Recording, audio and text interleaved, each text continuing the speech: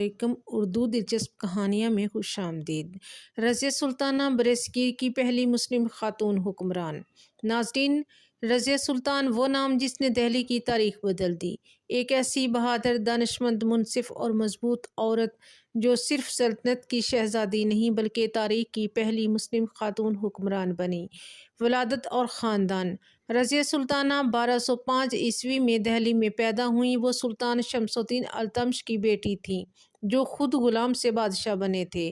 ان کی والدہ قطبی بیگم تھیں۔ رضیہ التمش کی بیٹی سلطان قطب الدین ایبک کی نواسی بھی تھیں کیونکہ ایبک التمش کے سسر تھے، یعنی وہ خاندانی طور پر بھی سلطنت دہلی کے سب سے اعلیٰ خون میں سے تھیں۔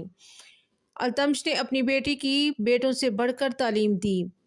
وہ قرآن و حدیث کی عالمہ تھی، عربی و فارسی میں ماہر، فن حرب یعنی جنگی تربیت یافتہ، عدالت، سیاست اور لشکرداری میں بے مثال تھیں۔ التمش نے ایک بار کہا تھا کہ میرے بیٹوں میں کوئی بھی حکومت کے لائق نہیں، اگر تخت کو کوئی سنبھال سکتا ہے تو وہ میری بیٹی رضیہ ہے۔ تخت پر کیسے آئیں؟ التمش نے اپنی زندگی میں رضیہ کو ولی عہد نامزد کیا تھا، لیکن درباری امیروں نے عورت کو حکمران ماننے سے انکار کر دیا اور التمش کے بعد اس کے بیٹے رکن الدین فیروز کو تخت پر بٹھا دیا۔ رکن الدین عیش و عشرت میں ڈوبا ہوا انسان تھا، ریاست کمزور، عوام پریشان، ظلم بڑھتا گیا۔ آخر کار عوام نے بغاوت کی اور 1236 میں رضیہ سلطانہ تخت دہلی پر بیٹھیں۔ وہ تاریخ کی پہلی مسلم خاتون حکمران بن گئی۔ رضیہ سلطانہ کی حکومت۔ رضیہ نے حکومت کو سنبھالا اور صرف عورت ہونے کی وجہ سے نہیں بلکہ اپنی صلاحیت سے لوگوں کو حیران کر دیا۔ انہوں نے دشمنوں کو شکست دی، عدل قائم کیا، ٹیکس کم کیے، عوامی مسائل خود سنے، بازاروں میں بھیس بدل کر نکلتی تھی، مذہبی ہم آہنگی قائم کی، وہ پردہ نہیں کرتی تھیں اور مردوں کی طرح زرہ بختر پہن کر گھوڑے پر نکلتی تھیں۔ یہ بات درباری امیروں کو سخت ناگوار تھی۔ کس طرح معزول ہوئیں؟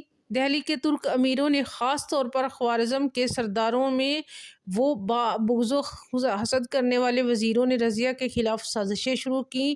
انہیں سے محبت کے الزام میں پھنسانے کی کوشش کی گئی۔ یہ سب پروپیگنڈا تھا، لیکن اس الزام کو بہانہ بنا کر رضیہ کو تخت سے ہٹا دیا گیا۔